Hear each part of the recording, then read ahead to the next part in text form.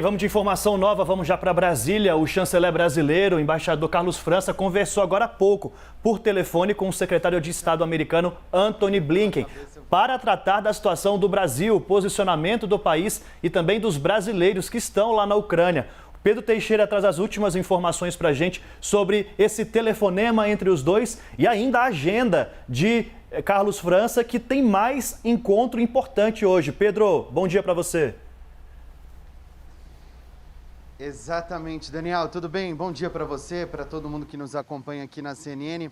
Olha só, vou começar pedindo para o pessoal colocar na tela novamente, eu sei que você já mostrou, mas é sempre importante a gente ressaltar um post feito no Twitter do Itamaraty, falando justamente sobre este telefonema do ministro das Relações Exteriores, Carlos França, com o secretário de Estado, o Antony Blinken.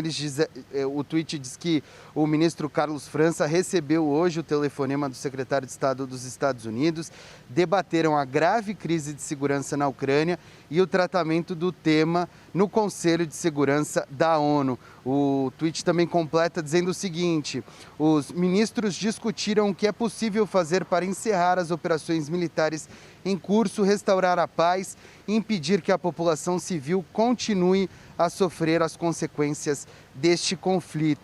Bom, também existe a expectativa de que o ministro das Relações Exteriores do Brasil se encontre com representantes ou converse com representantes da China ainda nesta sexta-feira, também para saber qual deve ser o posicionamento da China, principalmente com relação aos temas que serão debatidos no Conselho de Segurança da ONU. Tem um ponto importante: o Carlos França chegou a conversar também, a apuração do Gustavo Uribe, neste telefonema com Antony Blinken, sobre a possibilidade de cooperação para a retirada de brasileiros lá da Ucrânia, junto com o governo americano. O governo brasileiro está, de alguma forma, tentando encontrar soluções, mas a gente sabe que, neste momento, a retirada dos quase 500 brasileiros que estão lá na Ucrânia é muito complexa, muito difícil. O espaço aéreo neste momento está fechado lá na Ucrânia e, portanto, o Brasil tem bastante dificuldade para retirar os brasileiros. Existe a possibilidade de tentar deslocar todos os brasileiros que estão na Ucrânia para a região o leste, mais próximo da Polônia, mas pelo menos por enquanto não existe nenhum tipo de acerto por parte, principalmente da Embaixada Brasileira na Ucrânia, para fazer isso. A gente vai seguir acompanhando essas atualizações, as possíveis reuniões do Carlos França. Afinal de contas, várias nações estão acompanhando qual será o posicionamento do Brasil nestes conflitos envolvendo a Ucrânia e a Rússia. Ponto importante, antes de devolver para vocês, viu, Marcela e Daniel, eu acompanhei uma entrevista coletiva agora do encarregado de negócios da Ucrânia aqui no Brasil. Ele deu uma segunda entrevista coletiva só nesta semana e perguntei a ele se ele esperava um posicionamento do presidente Jair Bolsonaro. Ele disse que não necessariamente do presidente Jair Bolsonaro, mas disse que espera mais do Brasil, um posicionamento mais firme do Brasil nessas questões, neste conflito envolvendo a Ucrânia e a Rússia. Eu volto com vocês. Uma resposta mais incisiva, né, Pedro? Então, duas informações importantes aí. Esse telefonema, então, do ministro das Relações Exteriores, Carlos França, ao secretário de Estado americano, Antony Blinken, falando, então, da postura do Brasil, como deve ser no Conselho de Segurança da ONU, e também dessa possibilidade da retirada de brasileiros que vivem na Ucrânia e querem, obviamente, sair de lá. Agora, qual tem sido o posicionamento do Brasil, do governo brasileiro, diante dessa guerra? Porque tiveram várias idas e vindas, né? Exatamente, viu, Marcela? Ontem, ao longo do Live CNN, a gente trouxe dois posicionamentos, uma nota do Itamaraty e também uma fala do vice-presidente da República, Hamilton Mourão. A fala do vice-presidente ia muito de encontro ao que tinha dito o Itamaraty por meio de nota. Inclusive, eu tenho a nota aqui do Itamaraty, eles disseram o seguinte, olha só, deixa eu recuperar aqui só um minutinho, que está com muita informação. O governo brasileiro acompanha com grave preocupação a deflagração de operações militares pela Federação Russa contra alvos em territórios na Ucrânia e disse apelar pela suspensão do conflito entre Rússia e Ucrânia. A linha adotada pelo vice-presidente da República era muito parecida, mas na tradicional live que o presidente Jair Bolsonaro faz toda quinta-feira nas suas redes sociais, ele disse que a única pessoa autorizada a falar sobre o assunto é ele. E aí acaba afastando todos esses posicionamentos adotados tanto pelo Itamaraty como pelo vice-presidente da República, porque ele decidiu não se manifestar, ele não se estendeu no tema, apenas desautorizou o vice-presidente da República, Hamilton Mourão. É justamente sobre isso que a gente vai acompanhar agora o que disse o presidente Jair Bolsonaro. Brasil, não concorda, invasão, Ucrânia, etc. Diz vice-presidente da República, deixar bem claro. O artigo 84 da Constituição que diz que quem fala sobre esse assunto é o presidente. E o presidente chama-se Jair Messias Bolsonaro. E ponto final. Então, com todo respeito, essa pessoa que falou isso, e eu vi as imagens, falou mesmo, tá? Está falando algo que não deve. Não é de competência dela, tá? É de competência nossa. Só para vocês terem uma ideia. O que não é combinado, que é acertado naturalmente.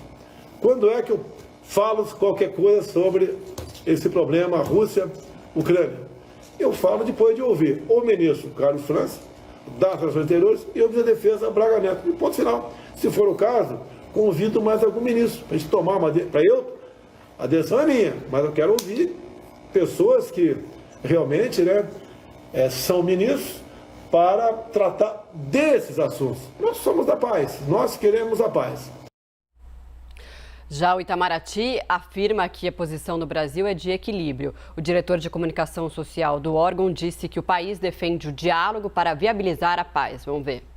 A posição do Brasil é de equilíbrio, é de apego inafastável ao direito internacional, às resoluções pertinentes do Conselho de Segurança e à centralidade do papel desse órgão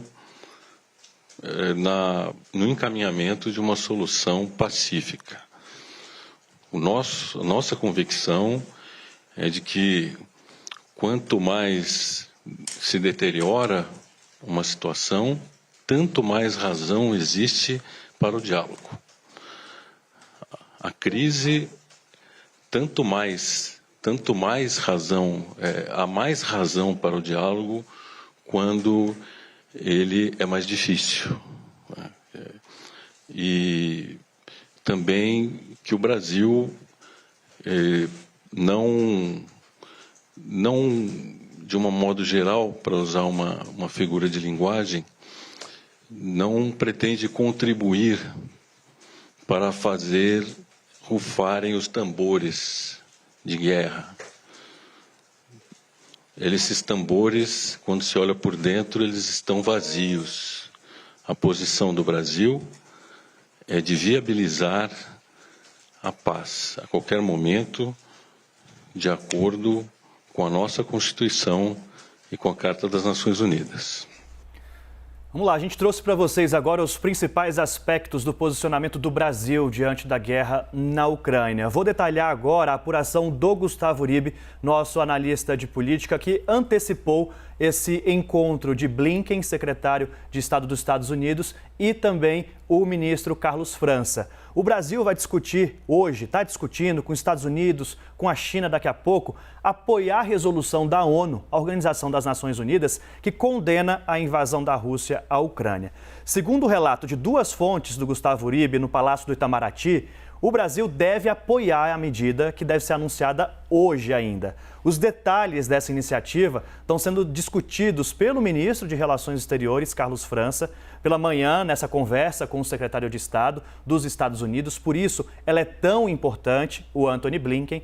Daqui a pouquinho, inclusive, vai ter uma reunião também, já está na agenda oficial do embaixador, um encontro com o embaixador chinês no Brasil, o Yang Yaming. A mudança de postura do Brasil, que antes evitou, naquela nota oficial, condenar a Rússia, foi tomada na noite de quinta-feira. após essa conversa entre o chanceler e o presidente Jair Bolsonaro.